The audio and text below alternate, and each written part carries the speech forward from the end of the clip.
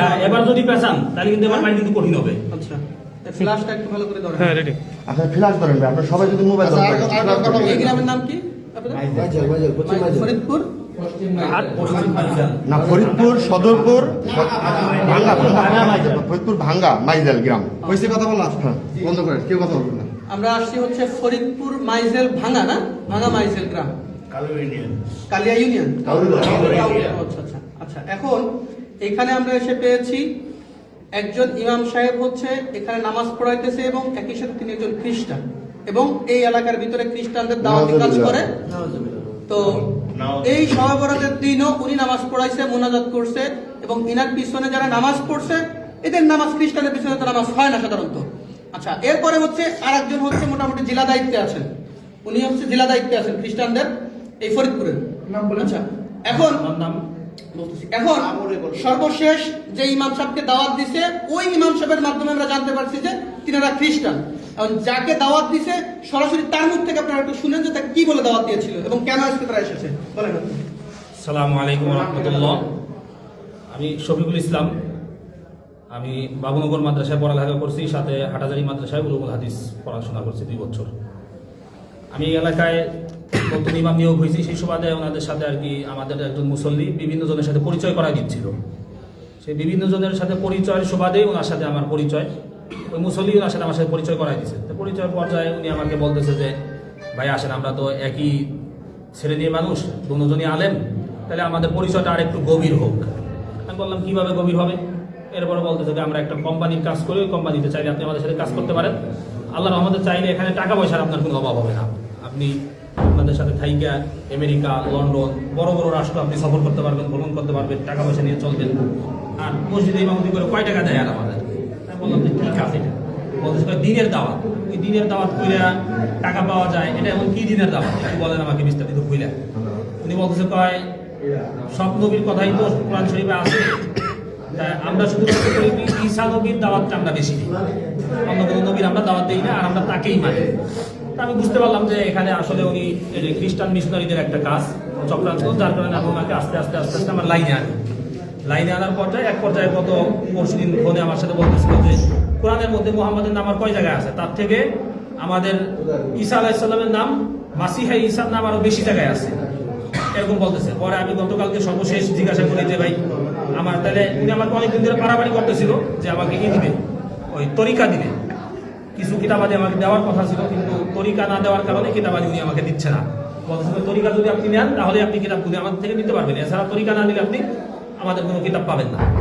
বললাম যে তাহলে কি করতে পারবেন? আপনাকে আগে তরিকা নিতে হবে। তরিকা কিভাবে নিব? এই তরিকা নেওয়ার জন্যই আজকে আমার এখানে আসা। যাওয়ার কথা ছিল প্রথমে ফরিদপুর, কিন্তু আমি ফরিদপুর যখন যাচ্ছিলাম না তখন এখানে আসলাম। এখানে এসে আজকে আমাদের কার্যক্রম যেটা ছিল সেটা হচ্ছিল কি যে উনি আর আমি দুজন মিলে নদীতে নামবো। আজকের প্রোগ্রাম যেটা ছিল সেটা হচ্ছিল কি আমরা দুইজন একসাথে নদীতে নামবো। উনি আমার মাথার উপরে এভাবে হাত দিবে, হাত দিয়ে বলবে যে আপনি কি মাসিহা ঈসাকে একমাত্র মুক্তিদাতা হিসেবে মেনে নিলেন এবং এই ধর্মের উপর কি আপনি থাকার জন্য প্রস্তুত? আমি তখন বলবো যে হ্যাঁ। বলার পরে উনি আমার মাথা ধরে চাপ দিবে, আমি পানিতে ডুব দেবো, এরকম নাকি 3 বার করা হবে। এই বিষয়ে গতকাল আমার সাথে কথা হয় ফোনে, এই ফোন রেকর্ডটাও আমার কাছে আছে, চাইলে আপনারা কেউ ডকুমেন্টস হিসেবে এটা শুনতেও পারেন। এই হিসাবে আজকে আমার এখানে আসা। তা ওনাদের গত 1 তারিখে ঢাকায় একটা প্রোগ্রাম হওয়ার কথা ছিল, হয়েছেও সেটা। আমাকে উনি যেটা বলছে যে এখানে নাকি শত শত আলেম নাকি থাকে উপস্থিত, যারা বাংলাদেশের বিভিন্ন প্রান্তে মসজিদ মাদ্রাসার খেদমতে আছে। আমার সাথে ওনার সাথে ভিডিওতে কথা হয়েছে, ওইখানে উনি আমাকে পরিচয় করা দিচ্ছে একজন আলেম যে সে নাকি মিশর আল আজহার বিশ্ববিদ্যালয় থেকে নাকি পড়ালেখা করে আসছে।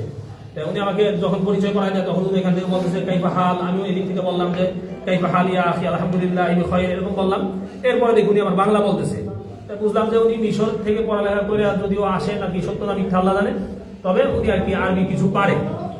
এইভাবে করে আর কি কথাগুলো বিষয়গুলো আগাচ্ছিল। পরে আমি আমাদের ভাইদের সাথে, আমাদের মোনাওয়ার ভাই, তারপর ওই পাশে যে একটা মোনাওয়ার ভাই মাদ্রাসা আছে, মাদ্রাসার শিক্ষক উস্তাদ সবার সাথে আমি পরামর্শ করি বিষয়টা নিয়ে যে ভাই কিভাবে কি করা যায়, কোনটা আমাকে বাকি দিক নির্দেশনা দেয় যে আপনি এইভাবে করে আগান, তাহলে আশা করা যায় আমরা আমাদের বড় একটা গ্রুপকে ইমানের হেফাজত করতে পারবো।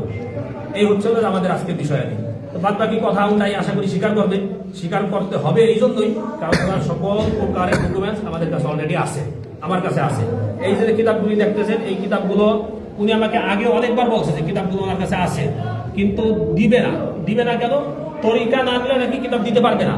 এই জন্য গতকাল আমি আসছিলাম ওনার মসজিদে, আইসা আমি মসজিদ থেকে ওনার কিতাবগুলো উনি আমাকে দেখায় নাই, কিন্তু আমি সিস্টেম করে আমি দেখছি কিতাবগুলো, আমি দেখে গেছি। এই কিতাব আর তরিকা এই দুটো নেওয়ার জন্য আজকে মূলত এখানে আসা। তো আমি আপনাদের কাছে আবেদন করবো যে টাকা, হ্যাঁ কিছু টাকাও দেওয়ার কথা ছিল। আমার সাথে ওনাদের একজন আছে, আলেম আছে, যে কুমিল্লা আছে, মুফতি আকিদুল ইসলাম, কুমিল্লা দাউদকান্দিতে আছে, একটা মসজিদের ইমামতি করে, সাথে একটা দাখিল মাদ্রাসা উনি শিক্ষকতা করে।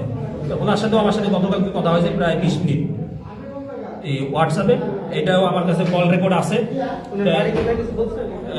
উনি আমাকে আগে বলছিল গোপালগঞ্জ, কিন্তু উনি তো মাত্র স্বীকার গেল যে আকিদুলের বাড়ি নাকি বাগেরহাট, এরকম আমাকে বলছিল গোপালগঞ্জ, কিন্তু মাইক দেওয়ার ভয়ে হয়তো উনি ই করছে, এখন হয়তো সত্যটা বলতেছে, তাহলে আগে সত্যটা বলছে, এটা বলছে। তাই আকিদুল নাকি এই মাসে 10 জন মুসলমানকে খ্রিস্টান করে ওইখানে নিয়ে আসছে। উনি বলছে এটা আমাকে, যে আকিদুল একজন ইমাম সাহেব, সে 10 জন খ্রিস্টানকে নাকি মুসলমান যারা খ্রিস্টান হয়েছে গত এই 1 তারিখের সেমিনারে উনি নিয়ে আসছে। সেমিনারে আমার যাওয়ার কথা ছিল, কিভাবে যাইতে হবে, কিভাবে সবাই থেকে ইমাম, হ্যাঁ সেও একজন দাউদকান্দি একজন ইমাম বানাইছে, তারা ইমাম কিনা এই ব্যাপারে আমি এটা জিজ্ঞাসা করিনি। এটা কি বলেন, তারা কি বলে? বাকি সবাই ইমাম। আচ্ছা আচ্ছা, এখন হলো এই ভদ্রলোক হলো খ্রিস্টান হয়েছে, এবং ইনি শুধু খ্রিস্টান না, ইনার তো আসলে এক পা অলরেডি কবরে চলেই গেছে। তো ইনি এখন এই গ্রামে দাওয়াতি কাজ করে, এই মসজিদের ইমাম সাহেব, এবং এই অঞ্চলে উনি খ্রিস্টানদের দাওয়াতি কাজ করেন। এখন আপনার নাম হলো কি? আপনার নামটা বলেন। হাবিবুল্লাহ বাহারি। একটু জোরে বললেন। আচ্ছা, প্রথমে পরিচয় দিয়েছিলেন কি? মাওলানা মুফতি হাবিবুল্লাহ বাহারি। পরিচয় উনি প্রথমে দিছে, ওনার নাম হচ্ছে মাওলানা মুফতি হাবিবুল্লাহ বাহারি। এরপরে বলছে উনি ফাজিল শেষ করছে কোনিয়ালিয়া থেকে দিগনগর থেকে ফাজিল শেষ করছে, আবার মাওলানা মুফতি শেষ করছে। পরবর্তীতে কিছু সময় পরে আবার স্বীকার করছে না মাওলানা মুফতি হয় নাই। তারপরে এই মাওলানা মুফতির টাইটেল পরিচয় ব্যবহার করে সাধারণ মুসলমানদেরকে ধোঁকা দিচ্ছে যে আমি একজন মাওলানা মুফতি সাহেব, যদি খ্রিস্টান হই তোমাদের খ্রিস্টান হতে সমস্যা কি, বা ইসাই তরিকা গ্রহণ করতে সমস্যা কি? আচ্ছা, তো এখন আপনার গ্রামের বাড়ি হলো কোথায়? মানিহার গ্রাম, থানা জেলা গোপালগঞ্জ, থানা গোপালগঞ্জ, মানিহার গ্রাম। আচ্ছা, আপনার ছেলে সন্তান কয়জন? আচ্ছা, আপনি এ পর্যন্ত দাওয়াত দিয়ে আকিদুল্লাহ খ্রিস্টান বানাইছেন? আচ্ছা, শুধু আকিদুল রে, আর তারপরে আর কাউকে দাওয়াত দিয়েছেন? আর এনাকে দাওয়াত দিয়েছেন? কিন্তু আপনি আমাকে বলছেন যে আপনার দেশের অধীনে অলরেডি 5 জন খ্রিস্টান আছে, ওনার অধীনে আরো 5 জন খ্রিস্টান আছে। উনি বলছে, এই রেকর্ড আছে আমাদের কাছে, কিন্তু উনি মিথ্যা কথা বলছে, স্বীকার যাচ্ছে। উনি বলছেন মিথ্যা কথা। তো উনার এই কথাগুলো আমাদের বের করতে অনেক কষ্ট হয়েছে, জানি না আরো কি পরিমাণ মিথ্যা কথা বা কি পরিমাণ রহস্য ওনার ভিতরে রয়ে গিয়েছে। এরপর আছে ইনি হচ্ছে ইনার গুরু, এবং ইনি হচ্ছে ফরিদপুর জেলার দায়িত্বশীল হচ্ছে এই ভদ্রলোক। এখন এই উপর দিক ক্যামেরার দিকে তাকান। আচ্ছা, আপনার নাম হচ্ছে কি? মাওলানা মুফতি সরোয়ার। জোরে বলেন। জোরে বলেন। মাওলানা মুফতি সরোয়ার। আচ্ছা, মাওলানা মুফতি সরোয়ার, আপনার গ্রাম? আমার গ্রাম বাঁশবাড়িয়া, জন্দনিয়া, টুঙ্গিপাড়া থানা। দুইজনই গোপালগঞ্জের মানুষ। আচ্ছা আচ্ছা, এখন আপনারা দুজনেই হচ্ছে এখন রাইট নাও খ্রিস্টান, তাই তো?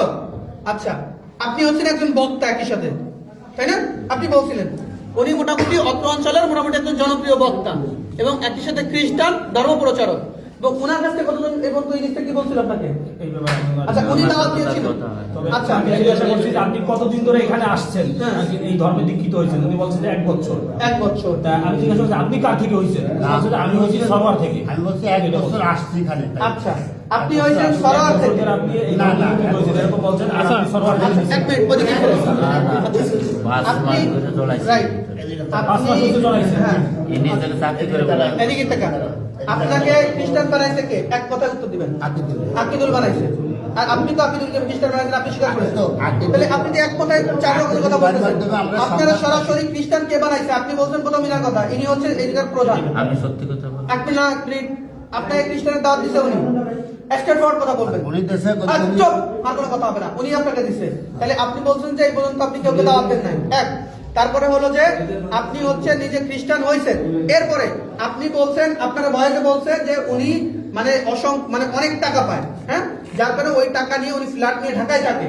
একজন ইমাম সাহেবের পক্ষে তো ঢাকায় ফ্ল্যাট নিয়ে 2-3টা ফ্ল্যাট নিয়ে থাকা কি সম্ভব? বলেন। তার মানে উনার মাধ্যমে হাজার হাজার মানুষ খ্রিস্টান হওয়া সম্ভব, কারণ উনি একটা কমিউনিটির লিডার, এই যে ইনি, এবং উনার টাইটেল হলো উনি মাওলানা মুফতি। এগুলো হলো প্রতারণা। হ্যাঁ, এবার গত মাসে 1 লাখ টাকা কামাইছে, তাই না? তাই বলছে, ভিডিও আছে, ওনারা দাওয়াত দিয়েছে। আচ্ছা, আর আপনি এক মিনিট আপনি উনাকে দাওয়াত দিয়েছেন, স্ট্রেট ফরওয়ার্ড করে বলবেন, উনাকে দাওয়াত দিয়েছেন, চুপ, দাওয়াত দিয়েছেন, ওকে। আপনি বলছেন যে আপনি করে দাওয়াত দেন নাই। এই একজন পাওয়া গেল আপনাদের খ্রিস্টান, ওই একজন পাওয়া গেল উনি উনাকে দাওয়াত দিয়েছেন। আচ্ছা আচ্ছা, এই হলো, আচ্ছা এই হলো আমাদের অবস্থা। আর এইরকম অবস্থায় সারা বাংলাদেশে এইরকম অসংখ্য মানুষ পাওয়া যাচ্ছে যারা এই ধরনের প্রতারণা আমাদের মুসলমান কমিউনিটির সাথে করতেছে। ওনারা দুজনই খ্রিস্টান, অথচ ওনারা টুপি দাঁড়িয়ে এখনো ওনাদের লিপস্টিক আছে। তার মানে এটা হলো মূলত আমাদের সাথে প্রতারণা, সাধারণ মুসলমানদের সাথে প্রতারণা। এইভাবে এই দেশটাকে তিলে তিলে এই খ্রিস্টানরা দখল করে ফেলতেছে। আমাদের বান্দরবন, খাগড়াছড়ি, এই সমস্ত জায়গাগুলো আমাদের দিনাজপুর সব জায়গায় একই অবস্থা ভাই। তো এই জন্য এই যে ইনাদের আপনাদের কাছে কোনো তথ্য আছে এদের ব্যাপারে? আচ্ছা, যাই হোক, এই হলো অবস্থা আমাদের। তো আমরা ওনাদেরকে পাইছি, এই হলো কিতাব, এই কিতাবের মাধ্যমে, এই কিতাবের নাম দিয়েছে কিতাবুল মুকাদ্দাস, অথচ এই কিতাবের নাম হিন্দুদের মানে খ্রিস্টানদের ধর্মগ্রন্থের নাম হচ্ছে বাইবেল। কি নাম? ওদের নাম হলো বাইবেল। এরা মুসলমানদেরকে প্রতারণা করার জন্য এই যে হচ্ছে ওনাদের মূল ইশার নাম হচ্ছে a translation of the holy Bible, অর্থাৎ এটা ট্রান্সলেশন অনুবাদ করা হয়েছে হোলি বাইবেল থেকে, অর্থাৎ পবিত্র বাইবেল থেকে। তো অনুবাদ করা হইলে এটা কিতাবুল মুকাদ্দাস হলো কিভাবে? একই সাথে এই যে মনোগ্রামটা, এটা আমরা কোরআন শরীফে ব্যবহার করি না? তো এইটা ব্যবহার করছে সাধারণ মানুষ, যদি মনে করে এটাও কোরআন শরীফের মতো। হ্যাঁ, এইভাবে এই দেশের মানুষদেরকে প্রতারণা করতেছে, এরকম শত শত বই ওনারা করছে। যাই হোক, এই ছিল আমাদের আজকের বিষয়বস্তু। আসসালামু আলাইকুম ওয়া রাহমাতুল্লাহ। ওই যে হুজুরের একটু স্বীকারোক্তি। আচ্ছা, আমরা দেখেন আলেম সমাজ বেইজ্জতি করা আমাদের উদ্দেশ্য ছিল না। বেইজ্জতি করা কি ছিল না? একজন মানুষ, আমার ঘরে কিতাবুল মুকাদ্দাস আছে, বাইবেল আছে, আমি যেহেতু দাওয়াতের কাজ করি, আমি পড়াশোনা করি, এই জন্য কেউ তোমাকে খ্রিস্টান বলতে পারে না। এই জন্য মূলত আমরা আসছিলাম কি, কিন্তু যেহেতু তরিকাবন্দি দেয়, যে তরিকাবন্দি দেয় তার ব্যাপারে আসলে খ্রিস্টান না এ কথা বলা যায় না। যে তরিকাবন্দি দেয় সে কি খ্রিস্টান। যে আমার কথা বোঝেন, আপনি মুসলমান না হলে তারা কিন্তু খতম করে মুসলমান করাতে পারবেন না, আর একজনের কালিমা পড়ে মুসলমান করাইতে পারবেন না, এটা কি না? সম্ভব না। আমরা মূলত এই কথাগুলো বলি এজন্য একটু চাপ সৃষ্টি করি যে আসলে বিষয়টা কি।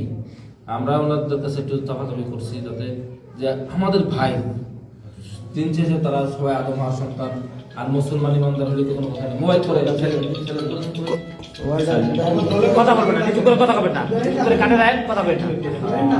এই জন্য আমরা তাদেরকে জিজ্ঞেস করছিলাম, ভাই আমরা তাদেরকে কি করছিলাম, জিজ্ঞেসের পর আমাদের সরোয়ার সাহেব উনি এই যে আমাদের হাবিবুল্লাহ বাহারি সাহেবকে বাইরে করে বাপ্তিস্ম দিয়েছে, তাই তো?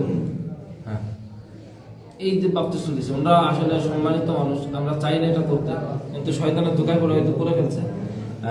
তওবার সুযোগ আছে প্রকাশ্যে, যেহেতু এটা কবে কখন করবো এটা আমরা জানি না। আমরা এই জন্য আসলে ভাই এখন যদি আমরা বাইরে ছেড়ে দেই, এটা আইন মানে ওই যে যারা আছে বাইরে তারা তুলে নেবে। এই জন্য আমরা চাচ্ছি আমাদের ভাই যেহেতু তারা প্রমাণিত হয়ে গেছে যে তারা কি করছে, মুসলমানদের ভেজ ধরে খ্রিস্টান ধর্ম প্রচার করছে, এটা দেশের আইন অনুযায়ী দণ্ডনীয় অপরাধ। এক ধর্মের পোশাক করে অন্য ধর্ম প্রচার করা, ঠিক আছে? এজন্য আমরা তাদেরকে প্রশাসনের হাতে তুলে দিতে চাচ্ছি। কারণ আমি নিলে পারা আজকে হয়তো এই গ্রামে আমি থাকবো না, আমি আমার বাড়ি বলমারি থানা, ফরিদপুর জেলার সন্তান, কিন্তু কালকে এই এলাকাবাসী থাকবে, কিন্তু মাথা গরম করলে কিন্তু ভাই হবে না, ঠিক আছে? আমরা তাদেরকে আর একটা কথা কি দাওয়াত যেটা সেটা আমরা সে আলেম মানুষ, এই মসজিদের সভাপতি আছেন, তারা থেকে আমরা বেরোয় যাবো, সবাইকে নিয়ে যাবো। আপনারা যে কোনো ভাবে স্থানীয় যারা আছেন তারা কি করবেন, মানে না আমরা চলে গেলে তো হবে না। মাঝখানে একটু বলি, উনি যেখানে বর্তমানে আছে ওখানে অলরেডি কিছু আমি লোক পাঠাই দিয়েছি নগরবন্ধার ওই 4-8 এলাকার ভিতরে। হ্যাঁ। ওনার মাদ্রাসায় যেতেছে, এই বিষয়ে আমরা কি করতে পারি?